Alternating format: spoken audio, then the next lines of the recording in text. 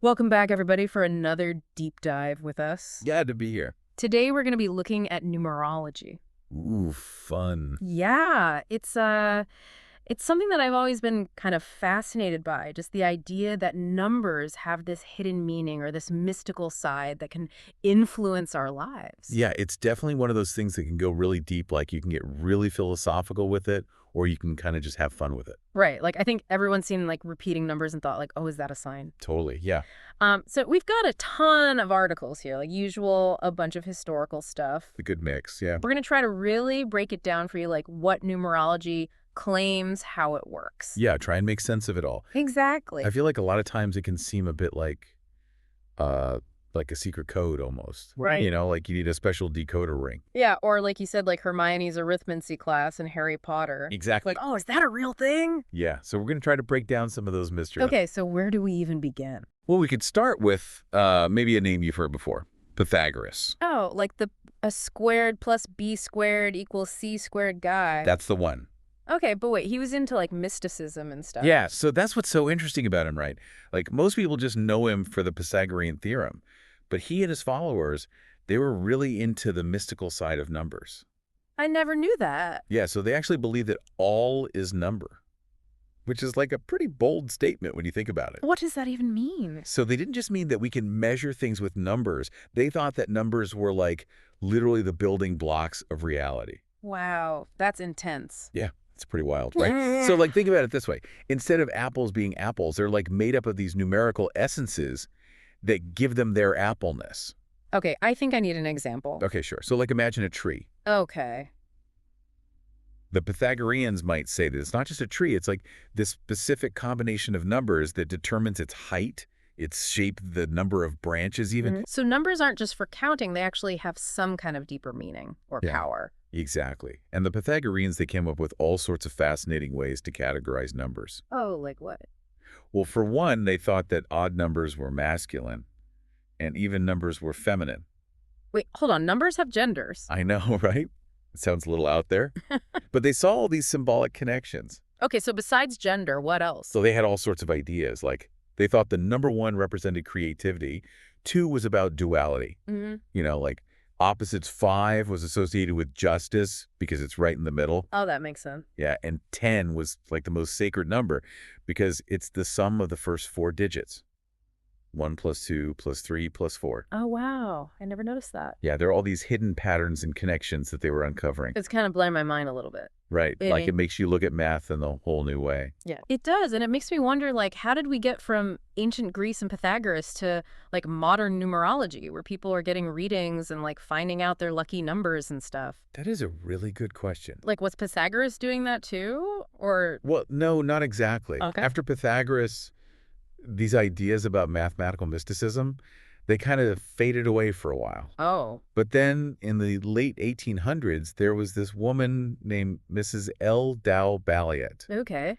and she kind of brought those ideas back. How so? She wrote all these books about something called number vibration. Number vibration, is that like the idea that everything has a unique energy or like a frequency? You get it. That's basically it. She believed that everything has its own vibration. Yeah. People, objects, even colors. Okay, I can kind of see that. Like I'm thinking about music and how different sounds create different feelings. Exactly. Like some music makes you feel happy, and some Yeah. music makes you feel sad. Right. So she thought numbers were kind of like that. Yeah, she believed that these vibrations could be in harmony or they could clash, and that could influence your life. So this is where numerology starts to sound a bit more like New Agey, right?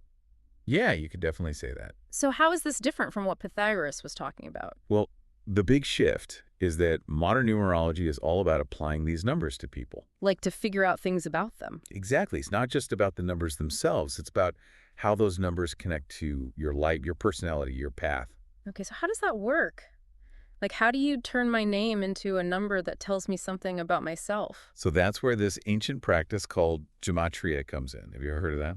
I don't think so. So basically, it's this system of assigning numerical values to letters.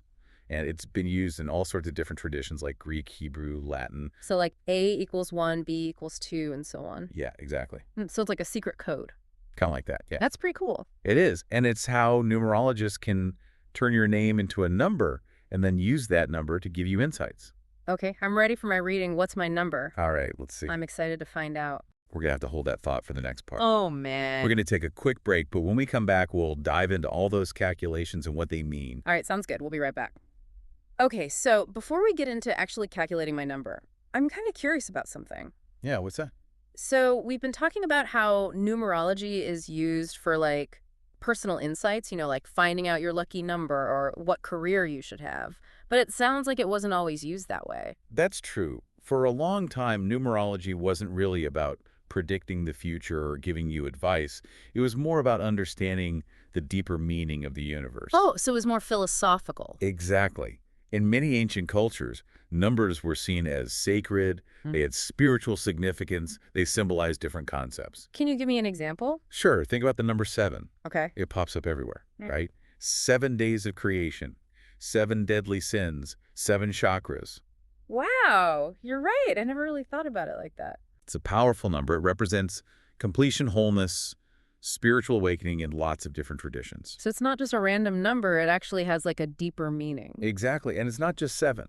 There are tons of examples like the number 4. Okay. 4 elements, earth, air, fire, water, 4 cardinal directions, north, south, east, west. Okay, I see where you're going with this. It often symbolized stability, the Mhm. physical world, Yeah. foundations of things. So these ancient cultures, they weren't using numerology to like win the lottery or anything. They were trying to connect with something bigger. Exactly. They were looking for patterns and meaning in the universe, trying to understand the order of things. That makes sense.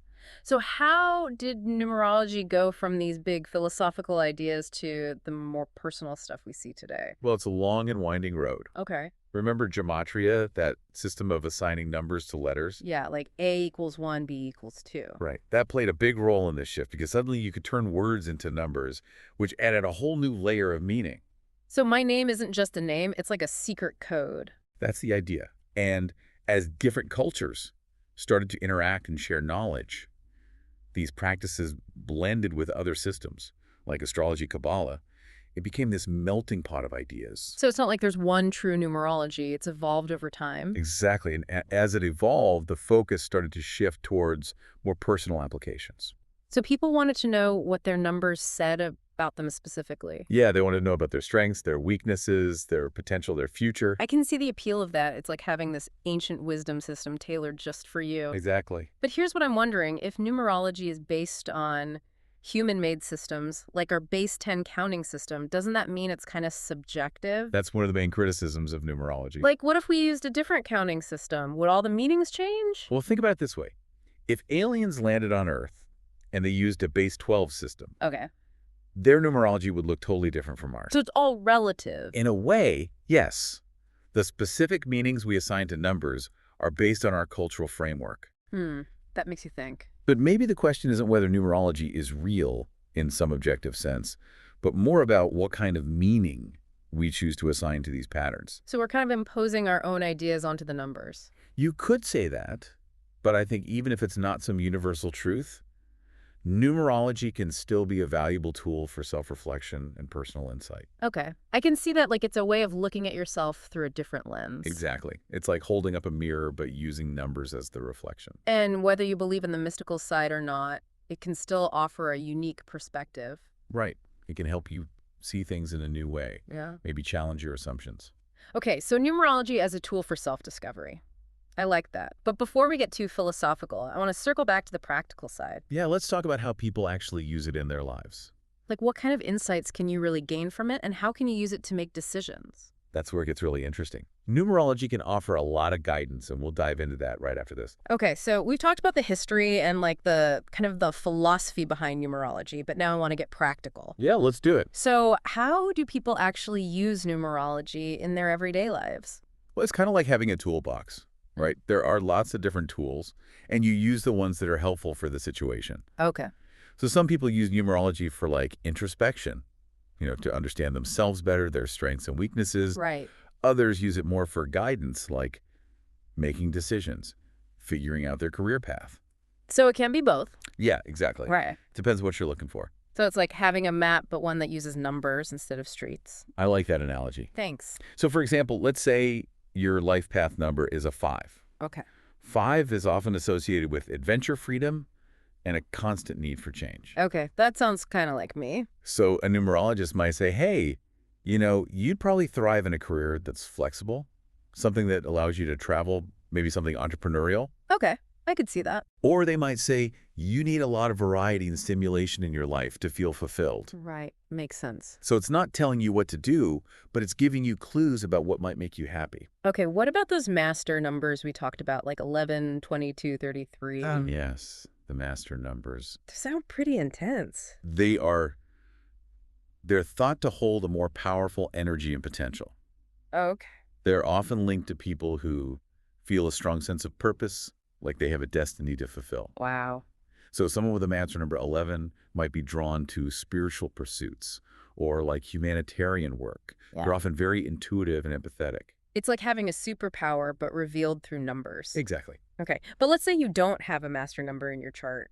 Can numerology still be helpful? Definitely, numerology can also be used to understand your relationships with other people. Oh, really? Yeah, by comparing your numbers with someone else's, you can see your compatibility. Oh, that's cool. Like how you communicate what your emotional needs are, how you approach life. So it's like a compatibility test, but with numbers. Yeah, you could say that. I like it. It can be really helpful for understanding the dynamics of a relationship. That's cool. But I gotta say, like, a lot of people hear all this and they're like, come on, this sounds too good to be true. Yeah, I get that skepticism is healthy. You should always question things. Right.